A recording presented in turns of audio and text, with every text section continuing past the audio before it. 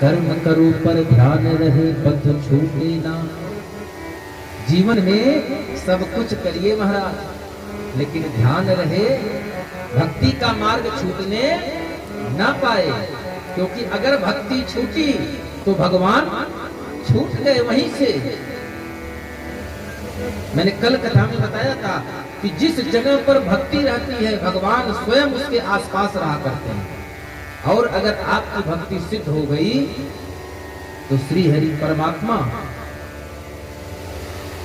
उस भक्ति के पीछे पीछे चलते हैं। भगवान सिद्ध भक्ति के पीछे चलते हैं और हम भगवान के पीछे चलते हैं। तुम्हें भगवान के पीछे भागने की जरूरत नहीं है महाराज। हमारे पूज्यपाद गुरुदेव भगवान कहा करते हैं भगवान के पीछे भागने से ज्यादा बढ़िया है, ज्यादा सुगम है कि आप भक्ति मैया के पीछे चलिए। अगर आपने भक्ति के पथ को पकड़ लिया तो भगवान को उस पथ के स्वयं मुसाफिर है महाराज। मैंने कल बताया था जनकपुर से कोई संदेश राम जी को नहीं मिला था, लेकिन जनकपुर में राम जी गए।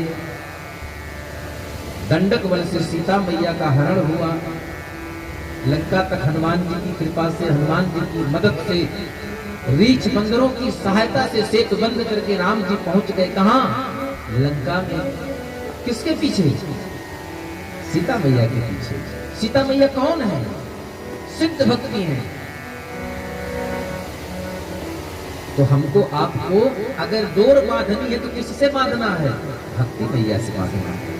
अगर भक्ति मैया से आपकी डोर बंधी तो जो भक्ति मैया की डोर है ना, वो आपकी डोर को अपने आप ठाकुर जी के खूंटे से बांध देती है। फिर ये को तेली का बैल बना, फिर आपको तेली का बैल बनने की जरूरत नहीं है, आप ठाकुर जी के बंदर बन जाएंगे। और डोर एक बार जब कन्हैया के हाथ में पहुंच गई तो फिर चाहे जैसा नाच नचा लो।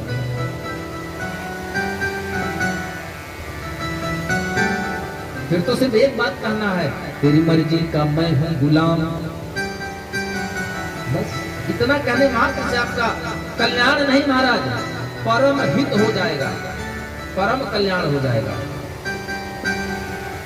क्योंकि उस परमात्मा को पाने के लिए एक ही मार्ग है, सुगम है। भक्ति मार्ग बड़ा कठिन होता है महाराज, लेकिन भक्ति मार्ग पे चलते हुए अगर आप प्रेम मार्गी हो गए तो ठाकुर जी को ढूंढने के लिए आपको कहीं जाने की जरूरत नहीं होती है।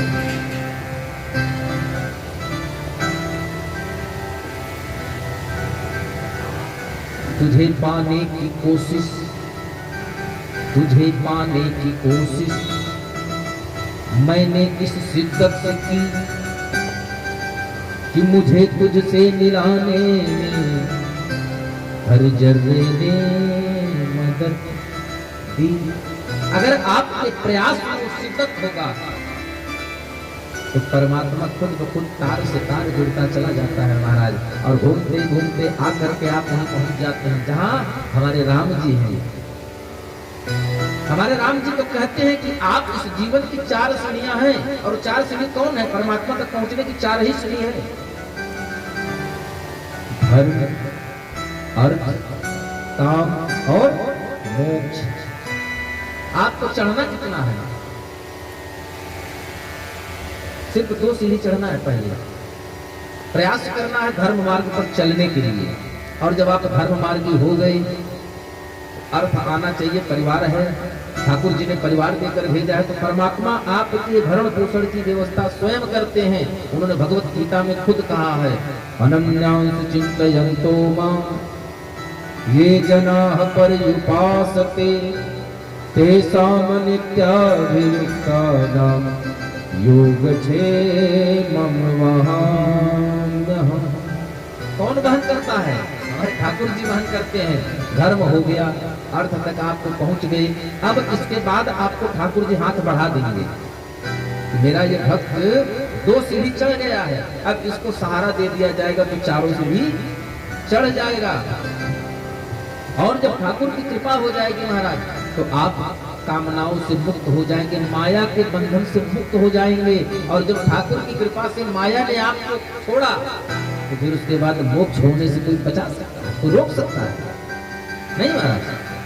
फिर तो परमात्मा आपका हाथ पकड़ करके सीधे ऊपर ले लेगा, चौथी सीढ़ी चढ़ने की जरूरत आपको नहीं पड़ेगी, आप सीधे मोक्ष पा जाएंगे।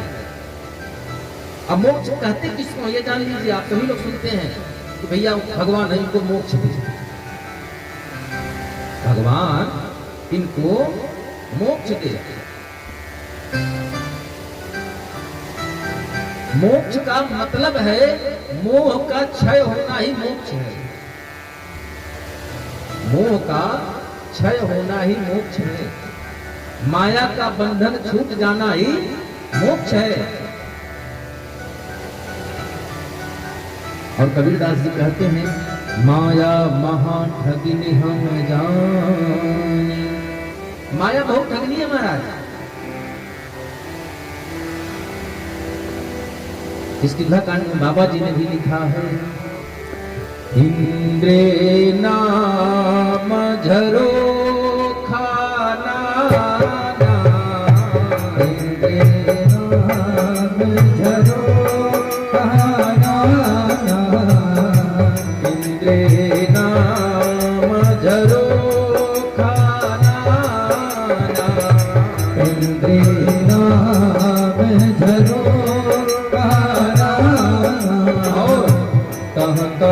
सुर बैठे कर खाना,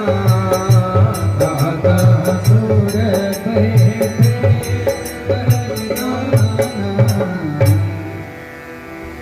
इसी फिल्म वाले ने गाया था बहुत सुंदर बात, रंग महल के 10 दरवाजे। तो ये जो 10 दरवाजे हैं, 10 इंद्रियां हैं, 5 कर्म इंद्रिय और 5 ज्ञान इंद्रियां, इन 10 के 10 मालिक हैं, 10 देवता हैं। आपने जैसे ध्यान लगाया अंतर्मुखी हुए, एक कुंडी खटकी, कौन? मैं मोह बोल रही हूँ, आपका बेटा दुखी है तो कहीं पुत्र आ जाएगा, तो कहीं पत्नी आ जाएगी, कहीं पिता आएंगे, तमाम जो 10 रूप से माया आपको घेर कर बैठी है, 10 दरवाजों पर माया का पहरा है और वो आपको परेशान करते हैं। सुग्रीव ने भी कहा था, गृह कारज नाना जंजाल, गृह कारज नाना जंजाल, ते अति दुर्गम शैल विशाल। हे राम जी, ये जो गृहस्थी है ये बहुत दुर्गम है, इसमें तमाम जंजाल हैं। हमारी नजर से देखने में तो ऐसा प्रतीत होता है जो गृहस्थी है कि बहुत बड़ा पहाड़ है। तो राम जी ने कहा ना ना, जंजाल ठीक है लेकिन बवाल ठीक नहीं है, जंजाल ठीक है कंगाल ठीक नहीं है। गृहस्थ जीवन में रह करके अगर आपने गोस्वामी जी के दोहावली के अनुसार एक घड़ी आधी घड़ी आधियों में बुनियाद, तुलसी संगत साधु की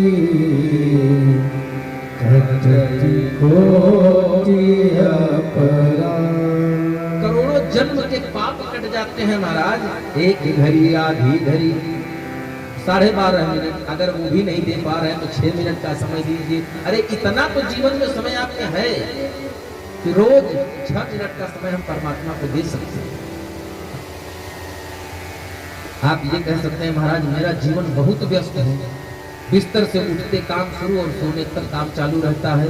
तो मार्ग मैं बता रहा हूँ आपको, परमात्मा से प्रेम कैसे करें। लगन लगाने की पड़ती है, लगन लगती नहीं अपने आप से, आपको लगन लगाने के लिए प्रयास करना। और कैसे करना है? कुछ भी करना है। हमारी माताएं घर में रोटी बना रही हैं, कपड़े सिल रही हैं, तो क्या करना है? कुछ नहीं करना है। मंत्र मैं आपको बता रहा हूँ, नहीं आप 7 माला रोज कर सकते हैं, 1 माला करिए, लेकिन कैसे करिए? 1 बार सीता पुकारिए और 7 बार राम बुलाइए। 1 सीता 7 राम के बराबर फल देती है महाराज। अगर एक तुलसी की मनिया पर 1 बार सीता 7 बार राम आपने कह लिया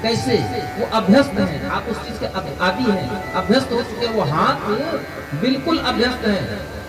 रात को खाना खा रहे हो, लाइट कट जाए तो क्या खाना हाथ से खाएंगे तो क्या नाक में जाएगा? नहीं जाएगा, क्योंकि हाथ अभ्यस्त है कि रोटी दाल उठाएगा तो कहाँ जाएगा? मुंह में ही जाएगा महाराज। वो अभ्यस्त हो चुका है। तो हमें आपको आवश्यकता है सिर्फ एक बात की कि अपने मन को, अपनी वाणी को अभ्यस्त कराइए। किस बात का?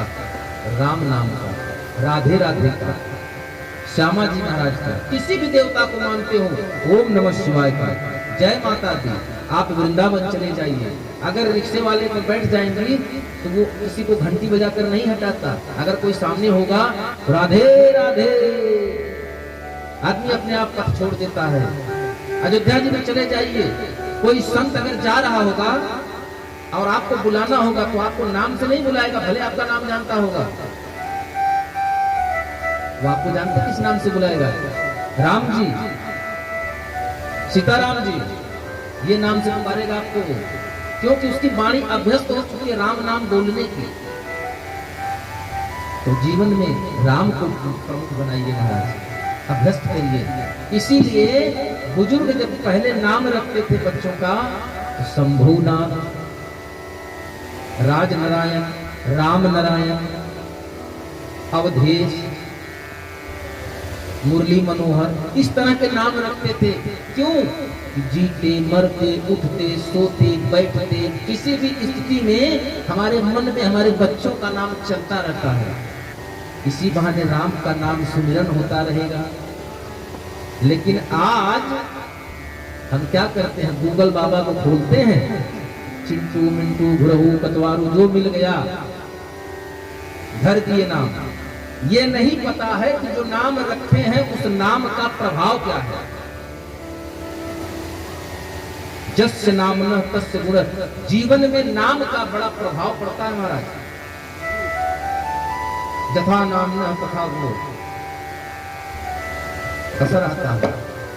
इसीलिए पुरोहित को बुलाया जाता था पहले, नामकरण संस्कार किया जाता था। और अब तो अगर पंडित जी गलती से आ भी जाए पूछ नहीं सकते। अगर पंडित जी बता दिए भैया की कुंडली में स से नाम बन रहा है या र से नाम बन रहा है तो पंडित जी का नाम रखते? कहीं राम मनोहर नाम रख दो, कहीं नहीं, अच्छा नहीं लग रहा है। तब तक पता लगा बहू के मैके से फोन आया, कहीं रॉकी नाम रख दो, रॉकी, रोहन नाम रख दो। अब तो वो समय आ गया है, प्रैक्टिकल की बात आपको बता रहा हूं। पहले आप बुजुर्ग बैठे हैं, आप लोगों के जमाने में माई शब्द कहा जाता था, अम्मा शब्द कहा जाता था। आप बोल कर देखिए उस शब्द का उच्चारण कहां से होता? यहां से होता महाराज, नाभि से होता है। थोड़ा आगे बढ़े, हम लोग थोड़ा और पढ़े लिखे, थोड़ा एडवांस हो गए तो अम्मा से मम्मी हो गया, तो यहां तक हृदय तक रह गया। अब थोड़ा बच्चे और पढ़े लिख गए तो मॉम हो गया।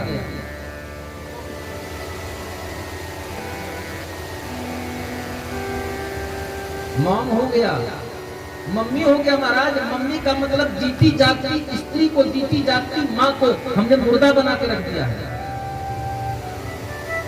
जीती जागती सशरीर माँ को हमने मुर्दा बना के रख दिया महाराज। मम्मी कहते हैं जो आज भी चाइना या अन्य देशों में मृत शरीर की को मसाला लगाकर कपड़े में लपेट कर रख दिया जाता है, सालों साल वैसे पड़ी रहती है मम्मी।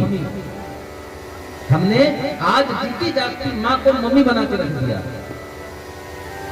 बाबूजी थे, फिर पिताजी हुए, फिर पापा हुए, फिर डैड हो गए, खत्म।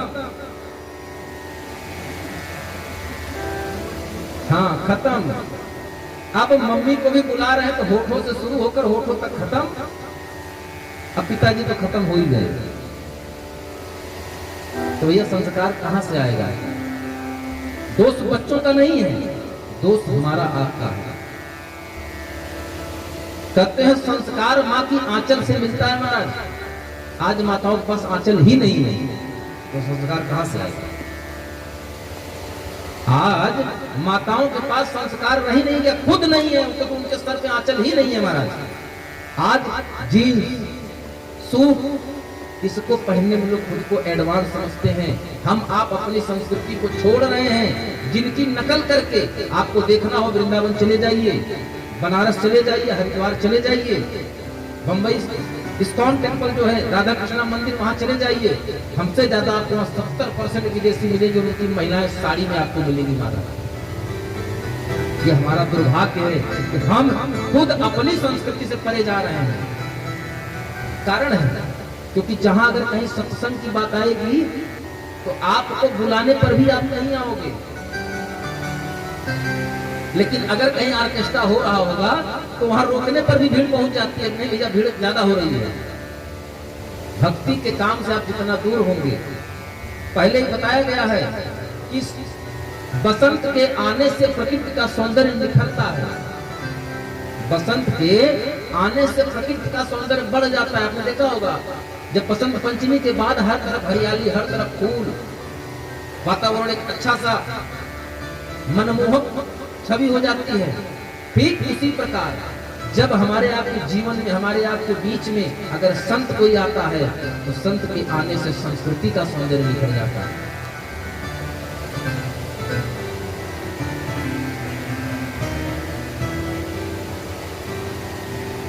यह हमारा दुर्भाग्य है कि हम खुद अपनी संस्कृति को छोड़ रहे हैं, जबकि शास्त्र कहता है धर्म एव हतो हन्ति,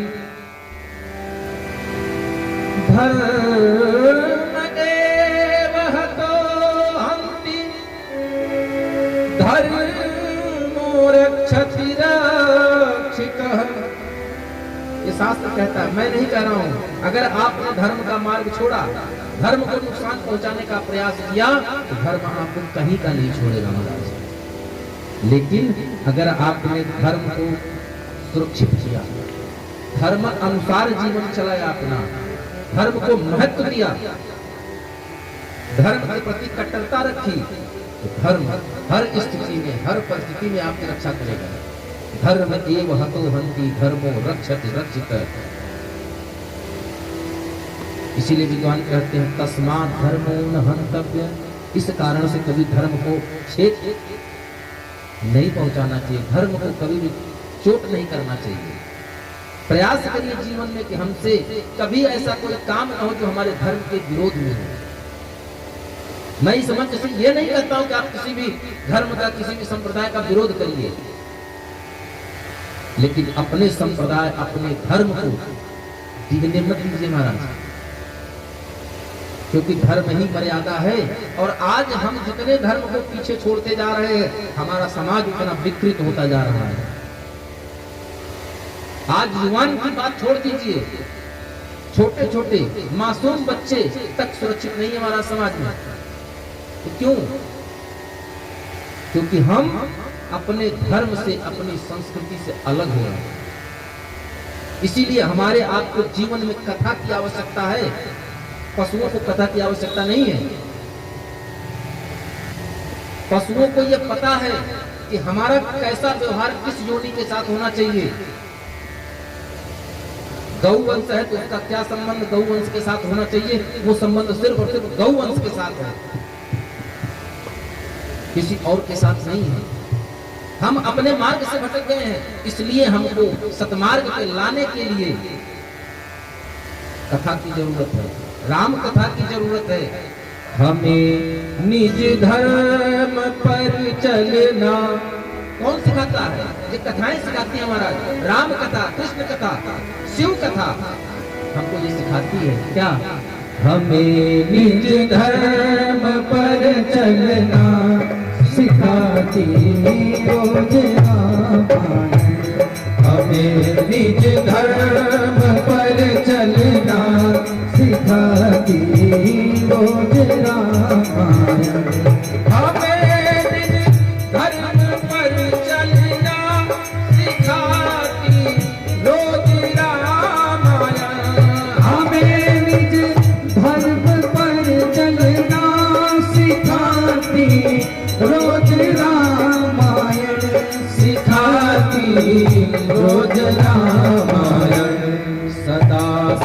आचरण करना, सदा शुभ आचरण करना, सिखाते रोज रामायण। सदा शुभ आचरण करना, सिखाती रोज रामायण।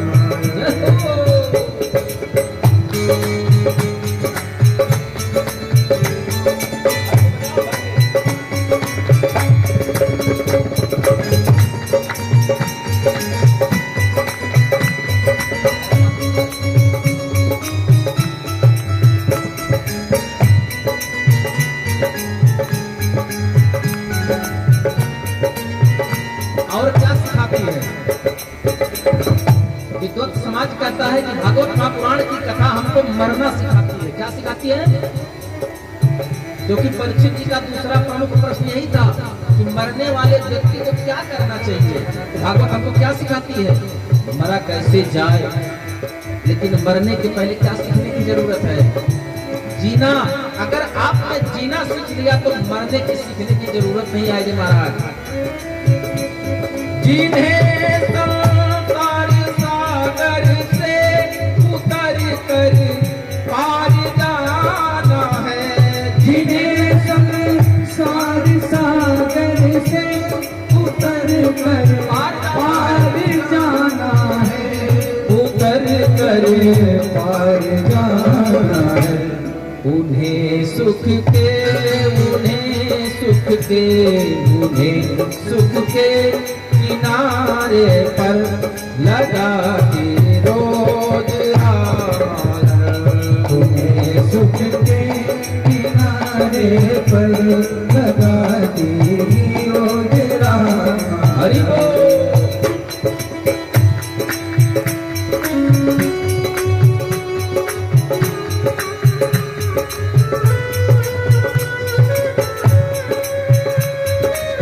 जय जय।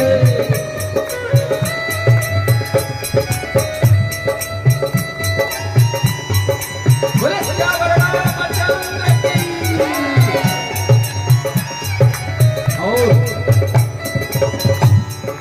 हमने पहले दिन कहा था ये जो शास्त्र है ये कोई किताब नहीं है, कोई गीता प्रेस से प्रिंटिंग प्रेस हो करके किताब नहीं है महाराज। ये हमारे सरकार का वांग्मयी अवतार है। क्या है? वांग्मयी अवतार है। इसमें आपको क्या कुछ नहीं मिल रहा है। कहीं छवि विष्णु की बाकी, कहीं शंकर की झांकी है। कहीं छवि विष्णु की बाकी, कहीं शंकर की बाकी है, कहीं शंकर की झांकी है। हृदय आनंद, हृदय आनंद, हृदय आनंद झूले पर झूलाते रोज रामायण। हृदय आनंद झूले पर झुलाई रोज रामायण। हरि बोल।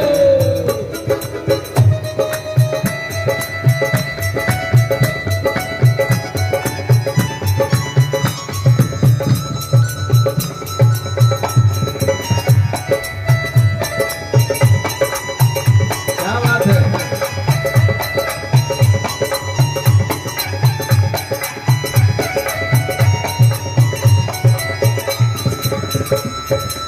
गोस्वामी जी कहते हैं राम कथा सुरसर की धारा।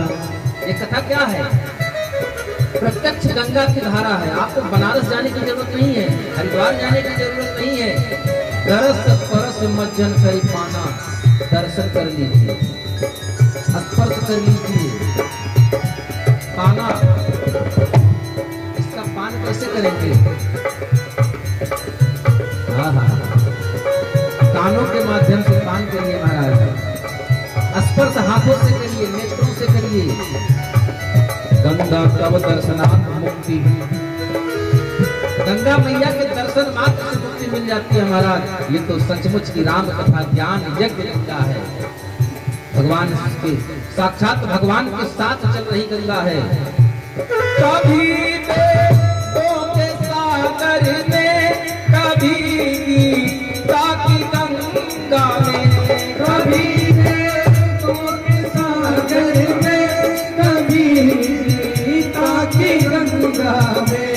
कभी गीता की गंगा में, कभी सरगेंदु हे बाबा, कभी सरगेंदु को मन में, कभी सरगेंदु को मन को डुबाती रोज रामायण, कभी सरगेंदु के मन को डुबाती रोज रामायण। सरल कविता की कुंजों में बनाम फिर यही हिंदी का, सरल कविता की कुंजों में बनाम फिर यही हिंदी का, बनाम फिर यही हिंदी का। जहाँ प्रभु प्रेम हे राघव, बड़े प्रेम से, जहाँ प्रभु प्रेम का दर्शन कराते रोज रामायण, जहाँ प्रभु प्रेम का दर्शन कराते रोज रामायण। सदा शुभ आचरण करना सिखाती रोज रामायण, सदा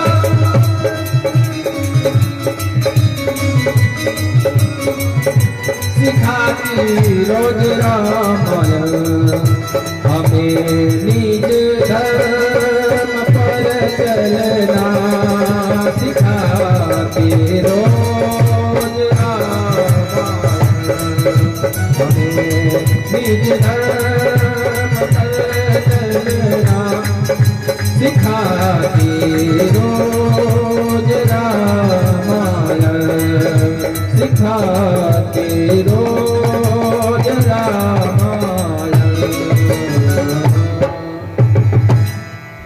हमें निज धर्म पर चलना सिखाती रोज रामायण। नित्य प्रदीप सिखाती है महाराज, नित्य सिखाती है, नित्य शिक्षा देती है। ये दुर्भाग्य हमारा है कि हम इस शिक्षा को ले नहीं पा रहे हैं। आइए चलते हैं अपने दूल्हा सरकार की छवि में। राम जी का सुंदर विवाह हुआ है महाराज। हाँ हाँ,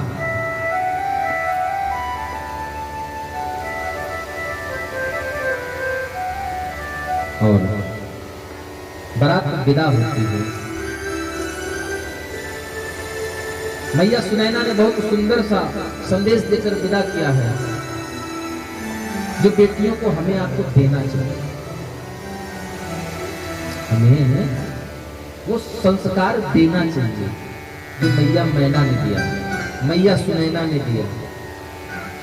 मोबाइल वाली शिक्षा न दीजिए, आप उनको शिक्षा दीजिए। क्या घर में रहिए, लेकिन कैसे? शादी के बाद ऐसी कौन सी वस्तु है जो स्त्रियों के पास अपने आप से आ जाती है? जानते हैं आप लोग? शादी के बाद ऐसी कौन सी वस्तु है जो स्त्रियों के पास, माताओं के पास अपने आप से आ जाता है महाराज? नहीं पता है? पता नहीं, हमें पता है, आपको नहीं पता है। वो है हया, लाज। ये अपने आप से आ जाती है महाराज। जेवर पिता देते हैं, ससुर देते हैं, सब कुछ कोई न कोई देता है। सिंदूर पति देता है, लेकिन हया उस सिंदूर के साथ अपने आप आ जाती है। और हम क्या करते हैं? शर्म हम बेच खा बैठे, जो होगा देखा जाएगा। हम बेशरम हो गए महाराज। शब्दों के मतलब को गलत ना समझिएगा। हम बेशरम हो गए, बिल्कुल बेशरम हो गए हैं। हम भूल गए हैं कि हमको पिता के साथ कैसे रहना चाहिए। हम भूल गए हैं कि हमको पति के साथ कैसे रहना चाहिए।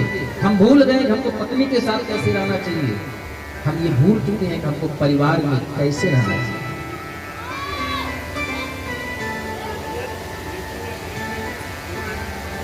इसलिए हम तो ये आपसे निवेदन करेंगे, इस व्यास मंच से निवेदन करूंगा महाराज, रामचरितमानस से बढ़िया शिक्षा देने वाला, रामचरितमानस से बढ़िया राजनीति बताने वाला, रामचरितमानस से बढ़िया कूटनीति बताने वाला रामचरितमानस में माता और पुत्र का संबंध बताने वाला, भाई भाई का संबंध बताने वाला, पति पत्नी का संबंध बताने वाला कोई दूसरा ग्रंथ नहीं है।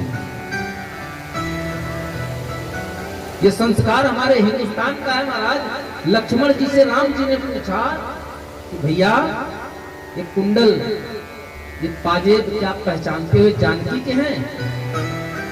तो लक्ष्मण जी ने हाथ जोड़ लिया महाराज, कहा भैया मैंने तो आज तक देखा ही नहीं। मैंने देखा है क्या? मैंने जानकी मैया के पैर देखे हैं, वो भी पैर पूरे नहीं देखे हैं। पैर में अंगूठा देखा, अंगूठे को भी कभी पूरा नहीं देखा। मैंने अंगूठे के नाखूनों को देखा है महाराज। ये प्रमाण रामचरितमानस देता है, मैं नहीं कह रहा हूं। लक्ष्मण जी ने कहा कि मैंने सीता मैया के सिर्फ और सिर्फ पैर के अंगूठे के नाखून को देखा है। वो भी क्यों देखा? क्योंकि हमें झुककर प्रणाम करने के समय वो दिखता है। ये संस्कार हमारे हिंदुस्तान का था। ये एक देवर है, और एक देवर लंका में रहने वाला विभीषण था। जब रावण के द्वारा अपमानित करके भगाया गया, लंका के किनारे समुद्र तट पर राम जी के साथ बैठे हैं, रात में सब लोग अपना विचार विमर्श कर रहे हैं। उस समय रावण लंका की ऊंची अट्टालिका पर बैठ करके अखाड़ा देख रहा था, मल्ल युद्ध देख रहा था अपनी धर्मपत्नी मंदोदरी के साथ। और उत्साह में मंदोदरी जब हिल जाती थी तो उसके कान के कर्णफूल जो थे उसमें इतने सुंदर सुंदर मोती हीरे माणिक लगे थे, तो गालों से टकराकर हिल रहे थे तो बिजली जैसी चमक जाती थी। तो राम जी ने कहा, हे विभीषण जी, आसमान तो बिल्कुल साफ है, फिर ये अचानक से बीच में बिजली कहां से कौन उठी? विभीषण ने कहा, क्षमा करिएगा महाराज, बिजली नहीं है, ये हमारी भाभी मंदोदरी के कानों के कर्णफूल हैं जो उसके सुंदर गालों से टकराकर हिल रहे हैं। ये संस्कार हमारे हिंदुस्तान का नहीं था महाराज।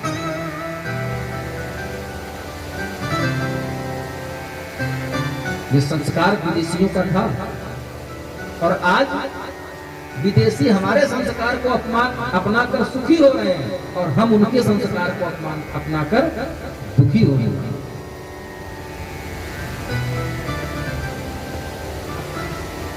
लेकिन सारी चीजों के बाद एक अच्छाई हमारे समाज में आज भी है।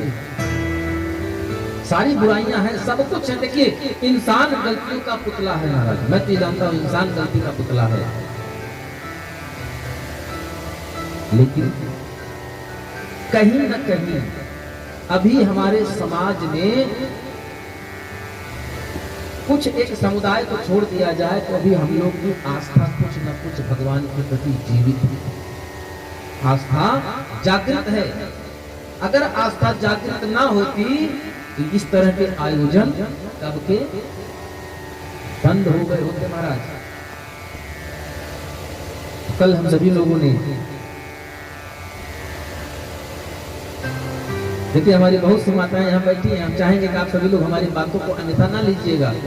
जो सत्य है मैंने वही बात कही है। जो चीज हमारे पास होगी हम वही तो आपको दे सकते हैं। हमारे पास जो नहीं होगा हम आपको कहां से देंगे? मेरी जेब में 10 रुपया, आप हमसे 100 रुपया मांगे तो हम आपको दे पाएंगे? कदापि नहीं दे पाएंगे। लेकिन 100 की जगह 110 हो या 100 होगा तो मैं आपको 100 दे सकता हूं। तो खुद श्री रामाचार्य शर्मा जी ने कहा था, गायत्री महाशक्ति पीठ वाले पूज्यपाद आचार्य जी, अपनी सुधार संसार की सबसे बड़ी सेवा है। हम सुधरेंगे जग सुधरेगा, ये उनका नारा था। हम सुधर जाएंगे तो जग सुधर जाएगा, अपनी सुधार संसार की सबसे बड़ी सेवा है। ये उद्घोष किया था किन्होंने? श्री रामाचार्य शर्मा जी पूज्य। हमको यही चाहिए, हम संस्कारवान बने महाराज। बच्चे को संपत्ति दीजिए या मत दीजिए, लेकिन बच्चों को संस्कार जरूर दीजिए। राम जी की कथा से संदेश मिलता है कि प्रातः काल उठ के रघुनाथा, मात पिता गुरु नावहि माथा।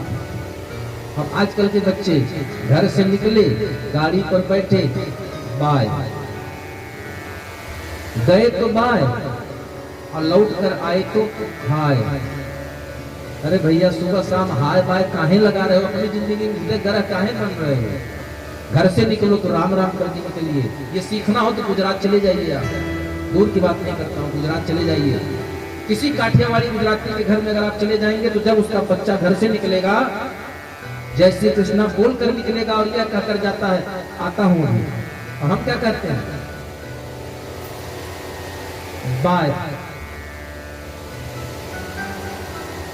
ये संस्कार मत कीजिए। घर में राम नाम का चर्चा करिए, कम से कम कुछ ना करिए। गुड मॉर्निंग गुड नाइट के अपेक्षा बजाय उसके स्थान पर आप सोने उठने के समय बच्चों में आदत डालिए, माता जी राम राम, मम्मी राम राम। ये संस्कार दीजिए। स्वतः आपका घर सुधर जाएगा महाराज, और घर सुधरा तो नगर सुधर जाएगा, गली सुधर जाएगी, जिला सुधर जाएगा, प्रदेश सुधर जाएगा, सब सुधर जाएंगे। और तब हमारी हिंदुस्तान की, हमारे सनातन धर्म की संस्कृति की नींव थी गाय, गंगा और गौरी। यही तीन बुनियाद थी। तीन खंभों पर हमारे हिंदुत्व की नींव टिकी हुई है महाराज।